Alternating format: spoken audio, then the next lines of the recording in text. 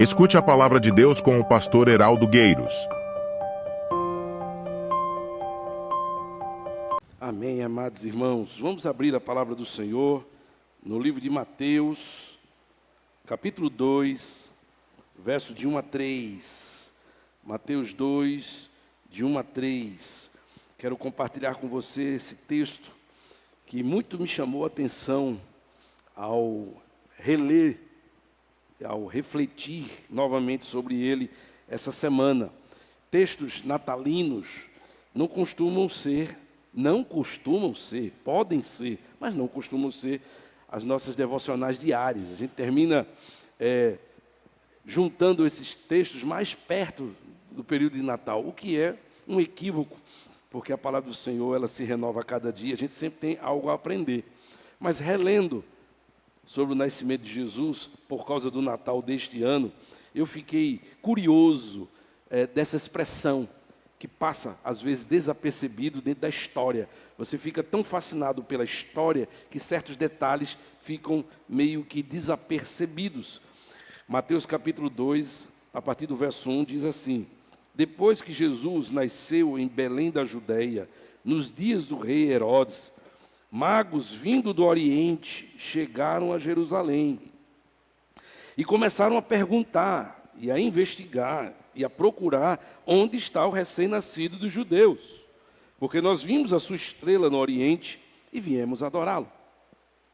Quando o rei Herodes ouviu isso, ficou perturbado. Mas não só ele, toda Jerusalém. E é isso que eu queria compartilhar com você nessa manhã. A perturbação de Herodes e a perturbação de toda Jerusalém. Eu posso até entender por que Herodes está perturbado. Ele é rei de Israel e o nascimento do Messias vai tirar o seu trono. E ele não quer que isso aconteça. Herodes não quer perder as suas regalias. Ele não quer perder a sua posição.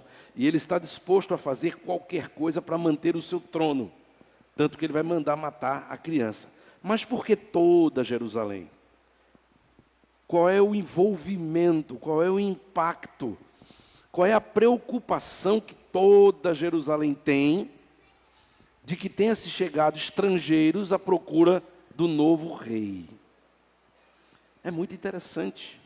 E eu começo a pensar que, tirando Herodes, a preocupação de toda Jerusalém é pela cena inusitada, pela cena quase que inacreditável, de que como é que magos do Oriente, estudiosos do Oriente, reis do Oriente, como a tradição católica chama, ou qualquer coisa, como é que gente que está a mais de 1.700 quilômetros de distância, de uma outra nação, de uma outra cultura, de religiões diversas, chegam em Jerusalém atrás do rei dos judeus.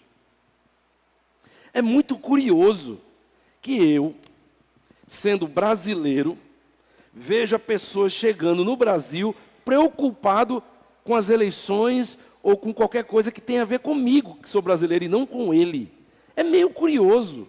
É inevitável que você diga, por que esse pessoal está mais preocupado do que eu? Se a terra é minha, se a cultura é minha, se a religião é minha. É muito curioso, irmãos, que homens tenham viajado tantos quilômetros com base em profecias que eles leram, que datavam de 500 anos atrás. Muito provavelmente uma das profecias, certamente uma das profecias que esses magos estudaram é do profeta Isaías. Isaías capítulo 9, verso 6. 500 anos antes profetizados. Isaías é o profeta messiânico. Ele é quem melhor descreve o nascimento, a vida, a morte e a própria ressurreição de Cristo 500 anos antes do seu nascimento. É um dos profetas que mais falam da vinda do rei, do esplendor do rei, da grandeza do rei, da majestade do rei, do poder do rei que viria libertar o povo de Israel. Mas Isaías é profeta judeu. E o povo é judeu. Mas esses magos leram as profecias e fizeram a conjunção de fatores através de uma estrela que aparece no céu. E eles dizem, essa estrela só nasce ou aparece quando alguma coisa acontece nos astros. Eu não sei qual era a motivação, eu não estava lá para saber qual foi a conclusão que esses magos tiveram de que aquela estrela tinha a ver com a profecia que eles leram do povo de Israel. O fato é, eles estavam tão convencidos, eles estavam tão impactados, que eles vieram. O que impactou esses magos? A estrela? Não. Ninguém sai do seu lugar por causa de uma estrela. Eles foram impactados por causa do que eles leram. Eles foram impactados por causa da descrição que os profetas faziam acerca de quem era Jesus. O que motiva esses homens a saírem quilômetros de distância, viajando semanas sobre camelos e levando tesouros, porque eles não estão viajando lisos, eles estão viajando bem preparados, com ouro, incenso, mirra, fora os recursos necessários para a sua própria manutenção ao longo da viagem, dos perigos que eles encontrariam. Amados irmãos, o que é que esses homens leram? Que impactaram esses homens de tal forma, que o judeu, que o povo de Israel, não era mais impactado pelo que lia. Eles não leram nada diferente do que o povo de Israel já tinha lido. Só que o povo de Israel não está impactado com o que leu. Eles estão. E eu fico olhando para o cenário de hoje, e eu vejo alguma semelhança. Eu vejo às vezes pessoas fora da igreja, pessoas não crentes, mais místicas, mais tementes a Deus, do que às vezes o povo que está dentro da igreja. Às vezes a gente vê as pessoas que estão dentro da igreja, estão mais acostumadas com o sagrado, estão mais acostumadas com a religião. Você faz uma campanha, poucas pessoas participam, e às vezes as pessoas de fora querem participar porque dizem, mas não é para Deus? É impressionante como você vê, às vezes, as pessoas de fora, que são sem religião, às vezes mais agregadas, valorizando mais, respeitando mais do que as pessoas da igreja. É um cenário bem parecido com esse que os magos encontram. Eles chegam em Israel e perguntam, onde é que está o rei de vocês que nasceu? E Herodes diz, que rei? E o povo diz, que rei? Nasceu? Onde? E eu imagino a interrogação dos magos. Ora, eu que vim saber disso, eu que vim atrás dessa informação. O rei é de vocês, as profecias são de vocês, a religião é de vocês. Eu vim de longe porque eu achei que já estava tudo pronto, festa. E a gente trouxe os nossos presentes, a gente veio adorar o novo rei. Como é que esse povo sabe o que eu não sei? Como é que esse povo veio atrás do que eu não estou conectado? Gente, tem alguma coisa parecida com os dias de hoje? O que é que esses homens leram que impactaram tanto a vida deles?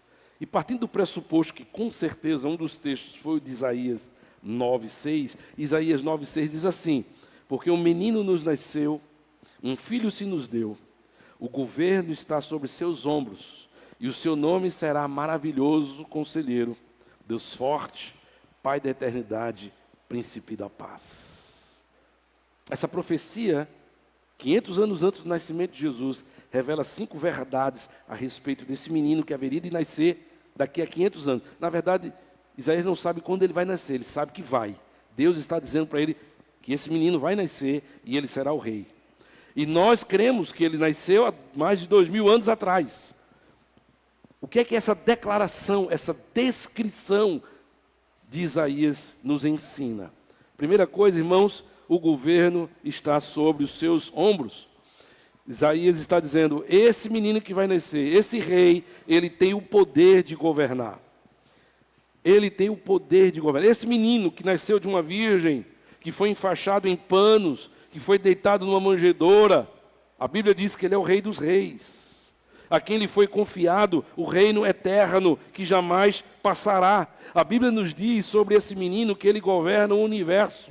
Ele dirige as nações e ele tem a caneta da história em suas mãos. A Bíblia nos diz que ele é o leão da tribo de Judá, a raiz de Davi, aquele que venceu, nasceu para vencer e abrir o livro e desatar os selos.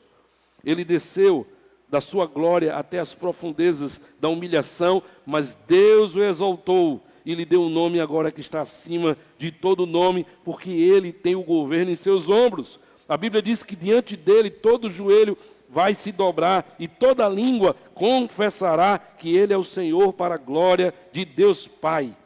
A Bíblia diz que ele reina soberanamente e ele colocará, irmãos, todos os seus inimigos debaixo dos seus pés, porque Isaías já dizia, o governo está sobre os seus ombros, ele terá o poder de governar. E eu imagino que os magos ficaram pensando, uau,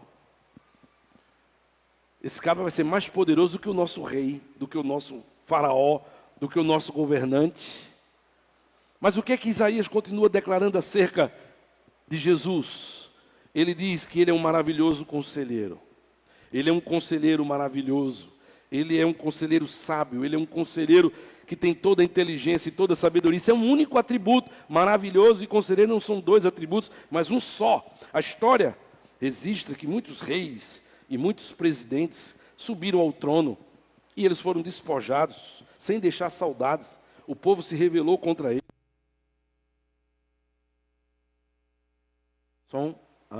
Melhor.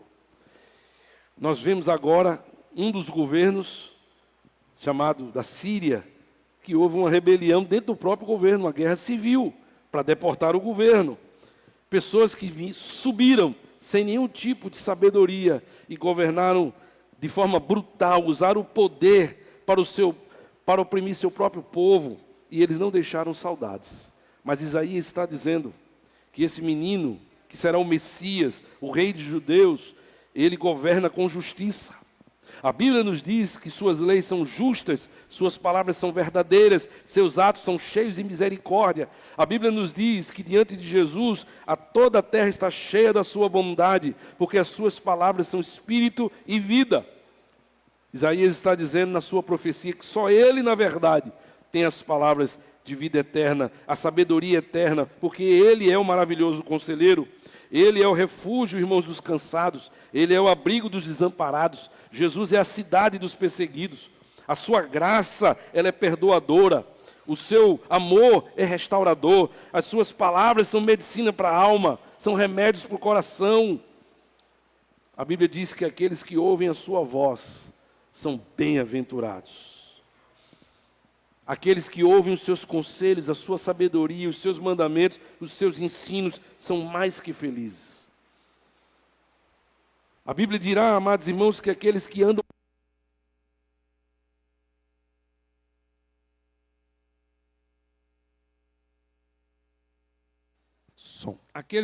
por seus caminhos serão bem-sucedidos por onde quer que andarem.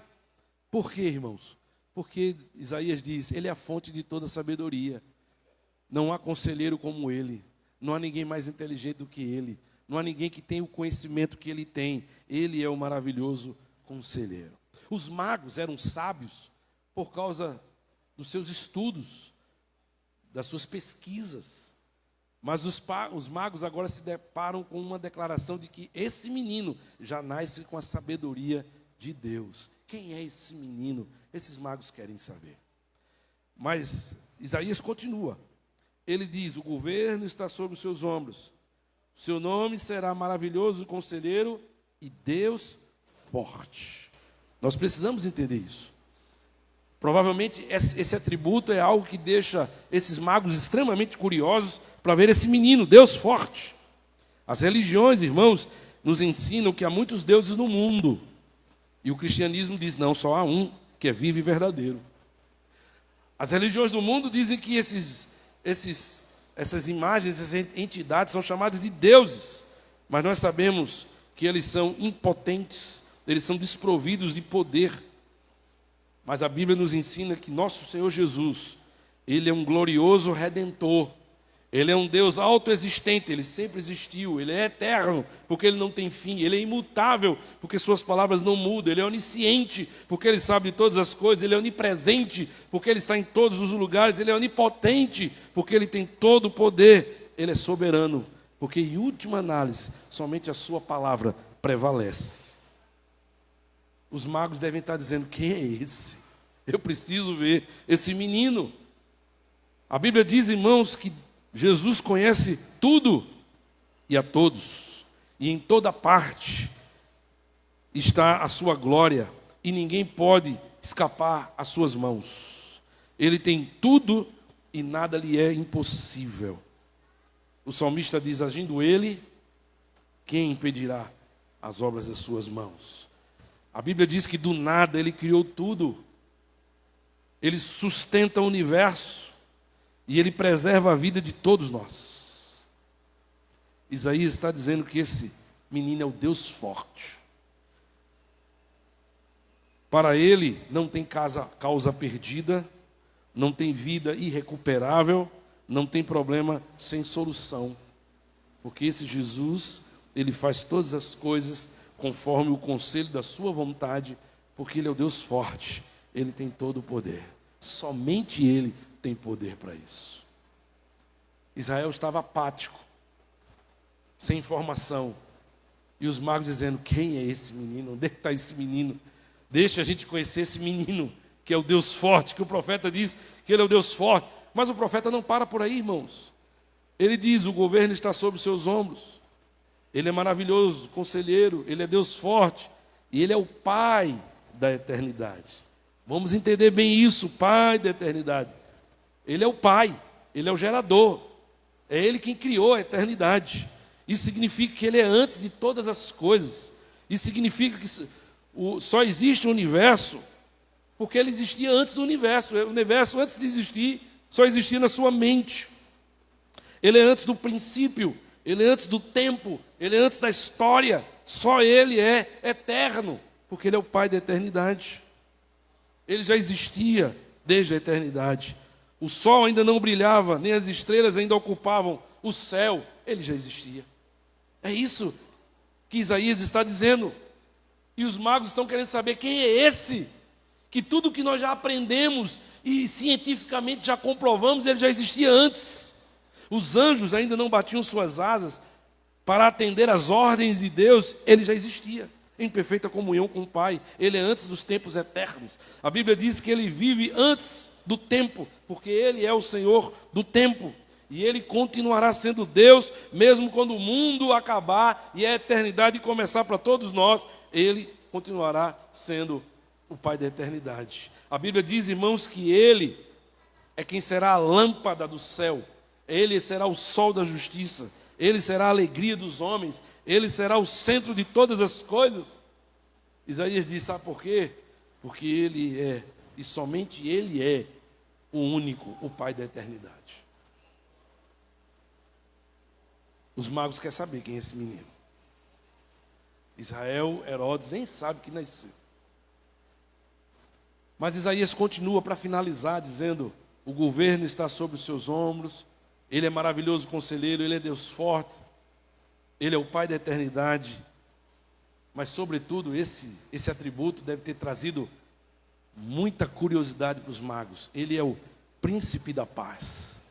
Ora, num mundo que a gente sabe que não existe paz perfeita, no mundo que a própria história registra tantos príncipes, reis e presidentes que subiram ao trono dos seus países e promoveram guerras sangrentas, guerras injustas, perseguições. A gente estuda isso na história, a gente estuda isso na escola, nos livros de história.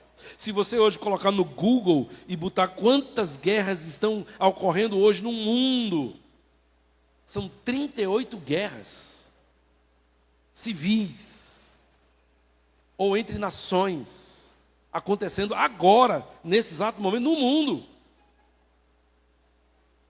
E aí chega um profeta para dizer: esse menino é o príncipe da paz. O que ele quer dizer com isso que deixa esses magos tão curiosos? Esse menino, é dito que ele é a nossa própria paz. Por meio dele nós temos paz com Deus. Por meio dele nós temos a paz de Deus. Ele traz a paz de Deus num mundo em conflito. E aonde ele está, ele retira o conflito, e ele retira o ódio e a raiva, e ele transforma e traz a paz. A Bíblia, amados irmãos, nos diz que aqueles que vivem debaixo do governo de Jesus, recebem uma paz que excede todo o entendimento e que o mundo não pode dar. É isso que a Bíblia diz. O que Isaías está dizendo é que neste mundo ferido de tantas guerras e açoitados por tantas injustiças, é mais que necessário que nós estejamos descansados, debruçados nos braços daquele que é o príncipe da paz. Ele é a resposta para esse mundo aflito. É isso que Isaías está dizendo, e é essa resposta que os magos querem descobrir. Só quando nos submetemos ao seu governo, que está sobre os seus ombros, seremos verdadeiramente felizes e desfrutaremos da verdadeira paz, que não é a ausência de problemas, mas a certeza de que somos cuidados, supridos, livrados, protegidos, que todas as coisas que acontecem na nossa vida são boa, perfeita e agradável, que todas as coisas que acontecem na nossa vida é para o bem daqueles que são chamados pelo seu decreto, e que nós estamos a caminho do seu reino de paz. Sem ele não há paz. Paz só pode existir quando ele está presente. Frequentar a igreja não traz paz. Ler a Bíblia sozinho não traz paz. Somente quando nós entregamos a nossa vida a Jesus é que nós desfrutamos da verdadeira paz. Há muitas pessoas que cantam cânticos de paz, mas ainda não conhecem a paz, porque não conhecem esse menino que os magos quiseram conhecer, que os magos viajaram para conhecer, o príncipe da paz.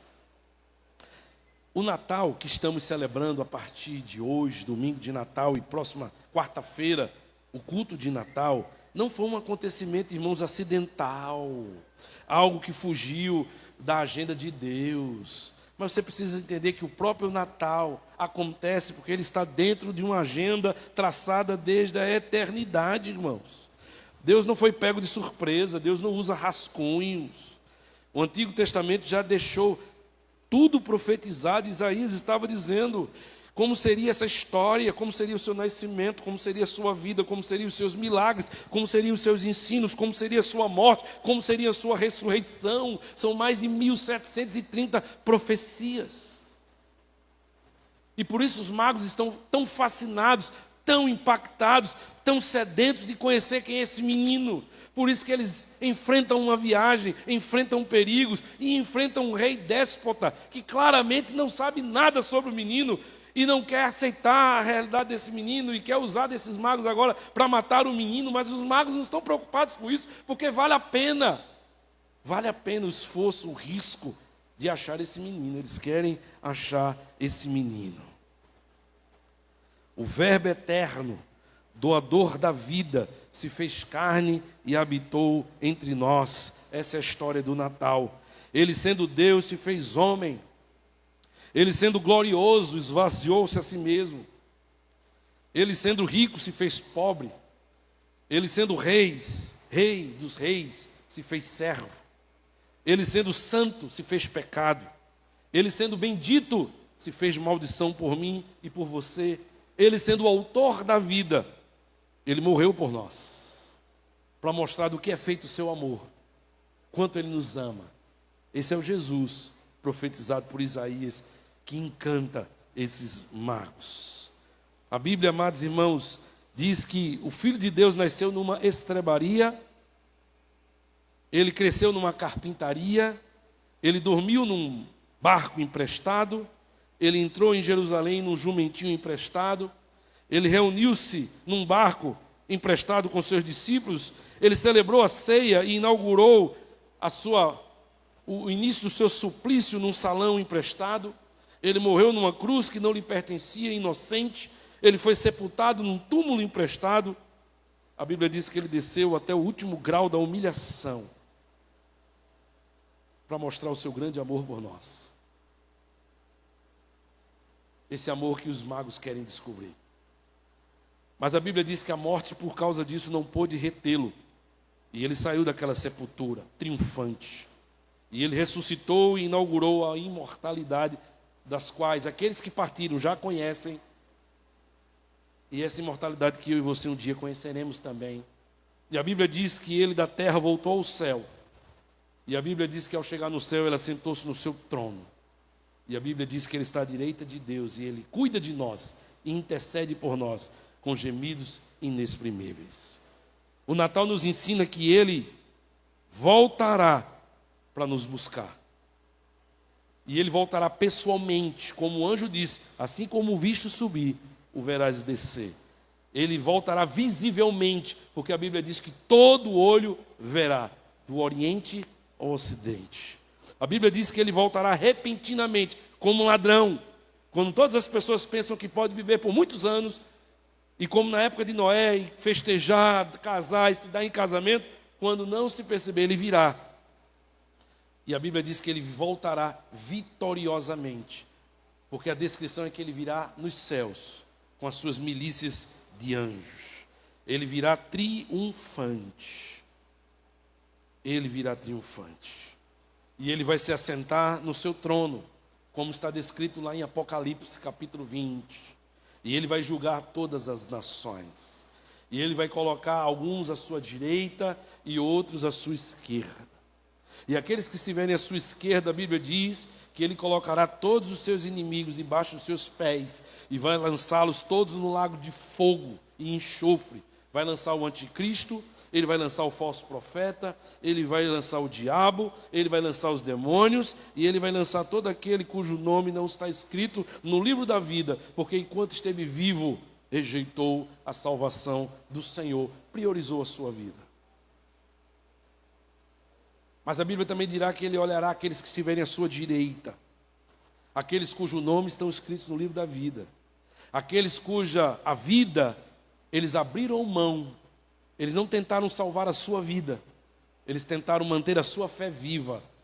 Eles se mantiveram no caminho do Senhor, eles perseveraram até o fim, e por isso eles serão salvos. E a esses que tiverem à sua direita, Ele dirá: vinde benditos do meu Pai, e entra no gozo do teu Senhor, que vos está preparado desde antes da fundação dos séculos. Foste fiel no pouco, sobre o muito eu te colocarei. Entra no gozo do teu Senhor. É isso, amados. Ele vai reinar então com o seu povo por toda a eternidade. Nós veremos com os nossos próprios olhos aquele que é o Deus forte, o Pai da eternidade e o Príncipe da paz. Eu faço parte dessa história, porque eu creio que meu nome está escrito no livro da vida. Você faz parte dessa história? Você sabe que o seu nome está escrito no livro da vida? Então não há temor, não há tristeza, não há tentação, não há prazeres dessa vida que possa ser mais importante na sua vida do que o próprio Senhor Jesus. Se nós cremos que o nosso nome está escrito no livro da vida. A manjedoura e a cruz, irmãos, estão conectados. Porque aquele que nasce na manjedoura, nasce para morrer na cruz.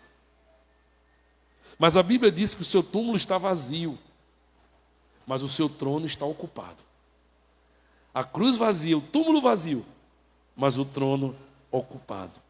Hoje é o dia, começar de hoje é o dia, irmãos, e é o momento de como aqueles magos, sermos capazes de sair da nossa terra, sermos capazes de sair do nosso conforto, sermos capazes de perseverar num caminho perigoso, sermos capazes de enfrentar quaisquer desafios, para achar esse menino, para nos prostrarmos diante desse menino e para adorá-lo. Os magos, com certeza, tiveram muitos desafios, mas venceram todos, porque vale a pena vencer qualquer desafio e perseverar até o fim por causa de Jesus.